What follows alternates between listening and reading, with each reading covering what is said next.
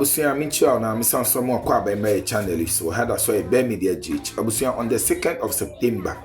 Ya dia Akwatia by elections eba ebekoso. Na dia na AC, dia na ebeboba, dia na ekoso ewa Akwatia asatna.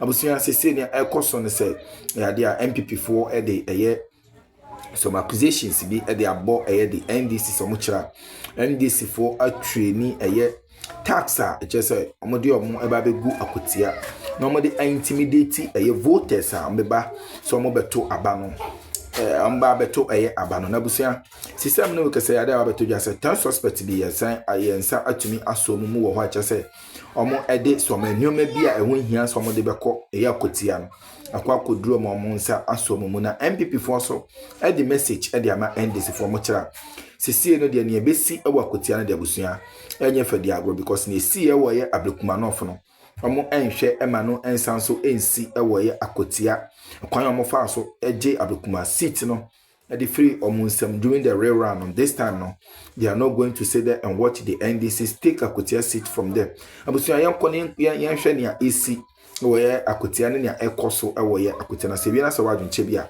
abamode na ya charge how so e be media g subscribe like na bo abon notification bell no so for more podcast updates yentie ne ekoso ewo ye Akwatia MSC a medase. Just yesterday judgment was passed. The police got conviction for 8 people who were found to have involved themselves in the violence that led to the beating of Hawa Kumsi. The police got prosecution, they were prosecuted and convicted. In fact, talk of what happened to Ayos on that particular matter, they pleaded not guilty. So all of them are on a 100,000 Ghana cedi bail. Elton's wrong. They pleaded guilty to the charges and they were convicted. In fact, tomorrow that they are going to be handed over their sentences. They were convicted on their own plea and each of them was given 80,000 bail. So that tomorrow the judge will now give them the sentencing. So they accepted guilt and they were convicted based on their acceptance. That is the mark of change that we have seen. What His Excellency John Dramani Mahama has done. What happened to Ayosu Wogo? You are aware of Techima South. They killed people in Techima South, broad daylight. Ayosu Central, Savilugu. People were shot, probably by election collection center. Up to now, has any soul been arrested? Today they are talking. How Akumsi should be arrested? She was found with a dangerous weapon, pepper spray. What is she talking about? They've convicted those who beat her up. Yet she is walking free. That one there, my colleagues in MPP, they don't see anything wrong with that. Instead of them to be talking about that water so that justice is done, it takes 2 to tango, not 1 person. To the Akwatia constituency that's coming up next, because we're building up strongly to that by-election in the Akwatia constituency. September today to watch the Akwatia by-election fast approaching. We have security agencies, they're ramping up. Measures are being put in place. That's happening in the run-up to the Akwatia by-election. Stay with us here as a reiterated calls for political parties to abide by rules to ensure a smooth and peaceful by-election in the Akwatia constituency. To that end, the final Inter-Party Advisory Committee, that's the IPAC meeting, is scheduled for this week, where political parties are expected to reaffirm their commitment to a peaceful process in that particular by-election. Let's hear from the Electoral Commission on their preparation ahead of this crucial Akwatia by-election, which we'll see, at least for now, what we do know, the LPG, Liberal Party Ghana, that's Kofi Akpaloo's party, the MPP and the NDC would have their candidate on the ballot paper. The Action People's Party, they are contesting, or they intend to contest this matter. We understand they've served the Electoral Commission of their intentions to, as it were, test the law on why their candidate was disqualified by the Electoral Commission. So as we do know, there are 3 candidates, 3 political parties taking part in this by-election in the Akwatia constituency. But this is the Electoral Commission of preparedness. Take a look. As for the elections, as I'm talking now, the ballot papers have been printed, and if you dispatch them to Akwatia, The other election material, like the ballot boxes, all of them have been labeled. The materials needed, all of them have been sent to them. And then we do our packaging on Sunday and Monday. And then Tuesday, we transport everything to the polling station for the smooth conduct of the elections. So I will say that commissions is fully prepared. What we are left with is the training of the election officials.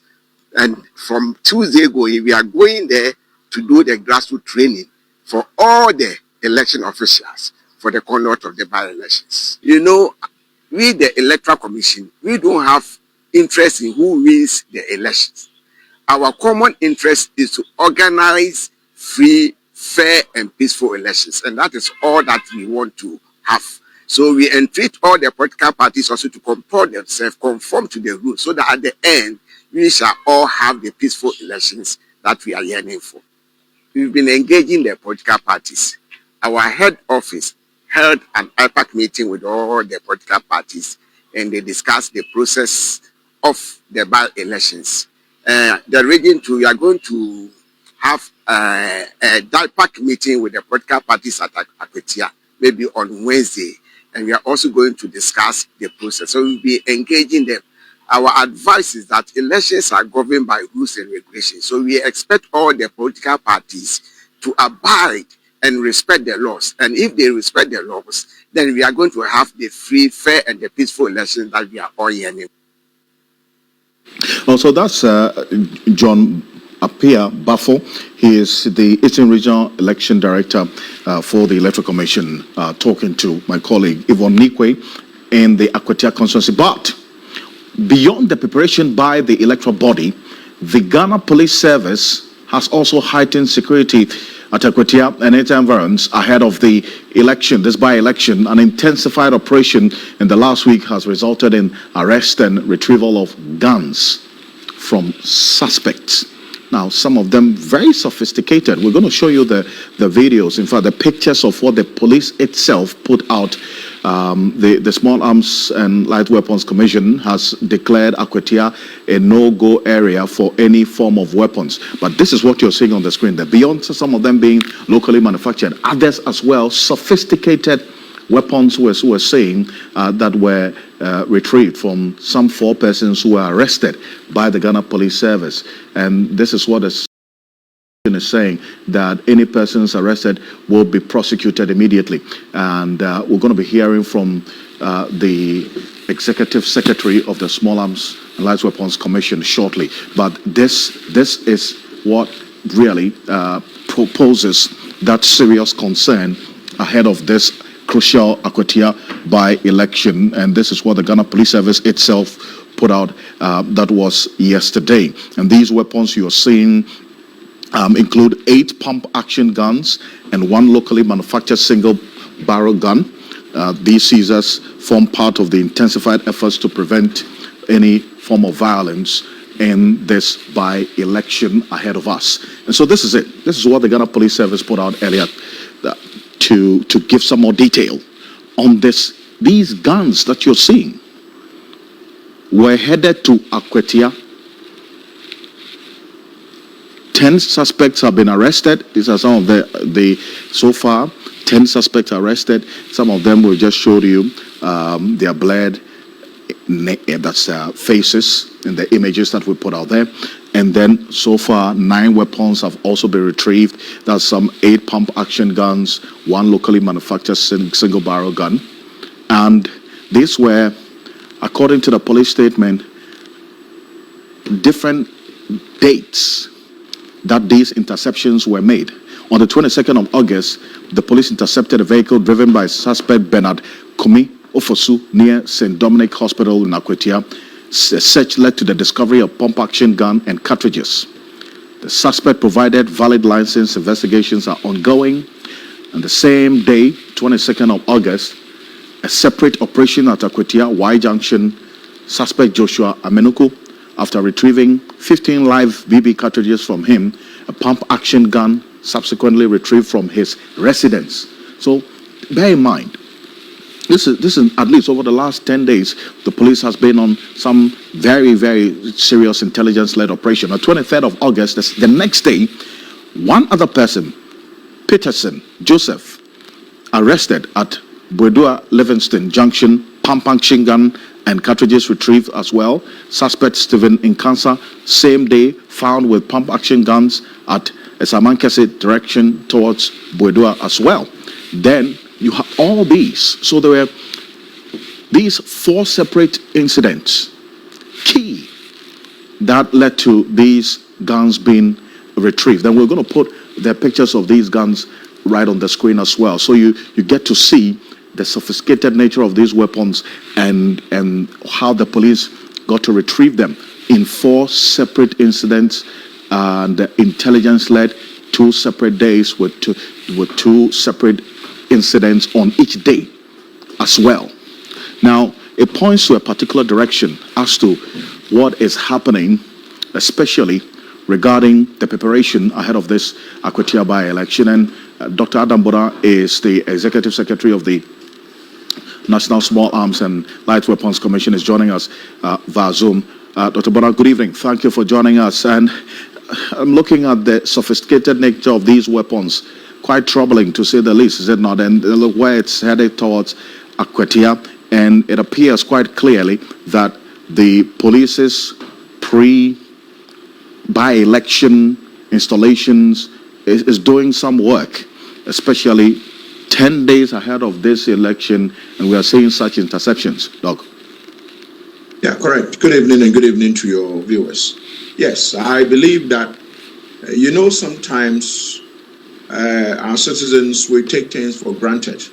And so when these meetings were held among the political parties and the security agencies, i.e. the police and the rest, some of them took things for granted and thought that nothing was going to happen. Is the usual rhetorics, and nothing was going to happen. We went out there also sensitizing the general public, especially around that enclave. The Small Arms and Light Weapons Commission, we did a lot of sensitization, letting people know that that area effectively has been declared a red zone, and therefore those who are minded to take weapons there should bear in mind that they are going to be arrested and prosecuted. It doesn't matter if the weapon is licensed or not. It doesn't matter if it's licensed or not once a place is declared a red zone, because having a license is a privilege. And so if you are told that even though you have a license, that weapon should not stray into that area, you must as well abide by the license, or else the license could be revoked, or you could be arrested together with the license and the weapon. Some people thought they could sneak in there with the weapons. And so I'm sure what you are broadcasting, those who are watching us definitely will know that some work has gone in there. And kudos to the sister security agency, the police, for a good job done. And as we speak, there are some more seizures that has taken place. Some seizures has taken place. They've seized, some more weapons have been seized. And so I'm sure at the right time, all this is likely to be put out there. And some of these people think that once you have a license to bear firearm, and you have been told that don't stray, don't move with your firearm into a certain area, you can do that. You do that, you are going to be found wanting, and that is what is going on. And some large munitions and all that have been seized. And so, Alfred, what you are reporting is accurate, but some more seizures have taken place again. And so I would want to reiterate that those who think that they could sneak into Akwatia between now, or they've sneaked in already, you will be fetched out. But those who want to sneak in now, between now and D-Day, they will be fetched out and prosecuted according to the law. And so we need to be careful what we are doing. The firearms we are carrying, you saw our release, I think yesterday, that caution that those who want, don't go there with pepper spray. Do not go there with tasers. When I say tasers, they call them shockers in the country, but they are tasers. Shockers or tasers. Don't go there with machetes. Don't go there with sharp implements. Right. If you are with but if they were machetes and are intercepted, these are weapons that you don't come cheap. Is it not? Well, no, it tells you, at the Small Arms and Light Weapons Commission, We have a bill that is pending before my minister's office, the Honorable Minister's office. It's gone round and is now back at his ministry, pending to go to the Honorable Attorney General's office for some work to be done before hopefully it goes to cabinet and then hopefully go to parliament for it to be passed into law. Listen, we have gone beyond probably just illicit weapons in the hands of people, and I'm not frightening anybody. In the past, we didn't put in enough measures, and so every Tom, Dick, and Harry in this country, in Ghana, wants to own a weapon, and those who wanted to own them have owned them, some of them legitimately, some of them illegitimate, some of them have expired licenses, and so yes, I'm sure once the bill is passed, Alfred, we are going to, carefully retrieve all these weapons, and there is something that is pending before the Honorable Minister's office. I don't want to preempt, but then next month, in fact, just next month, is the AU Amnesty Month, and the Small Arms Board, the board of the National Small Arms and Light Weapons Commission, has made some recommendations to the minister, hoping that we are going to have a situation where we could have some amnesty. If we have some amnesty, that would help us to have citizens who have weapons that they are not supposed to be keeping. I mean, some people have died. That is how serious this whole issue about weapons are. Some people have died, and these weapons are tucked in various corners in kitchens, in storerooms, and those who probably are harboring them don't know where to take them. But hopefully when we have an amnesty granted, they will surrender these weapons so that they don't end up, falling into the wrong hands. And once they surrender them, usually what happens is that we destroy them. Once you surrender them, they are destroyed. And so the sophistication, what you are seeing, Alfred, this is just a tip of the iceberg.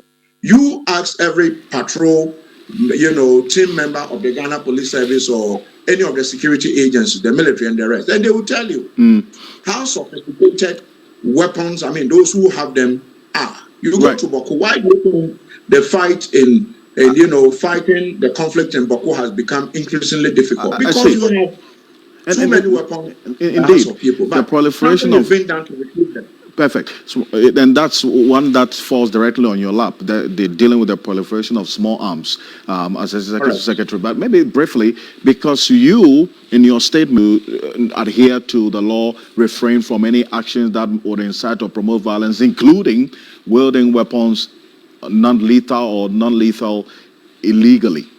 Now, if you hear, for instance, the concern that some of the political parties have raised, this is Haruna Mohammed, the Deputy General Secretary of the MPP, spoke via Joy News, said, we have heard that they're going to, in fact, they've sewn some uniforms for their security persons to go to Akwatia and cause mayhem. They should not bring people in the name of security, put uniforms on them, arm them to move around. We're very aware, and we know the uniforms they are going to use. Already, there's that lack of trust for the state security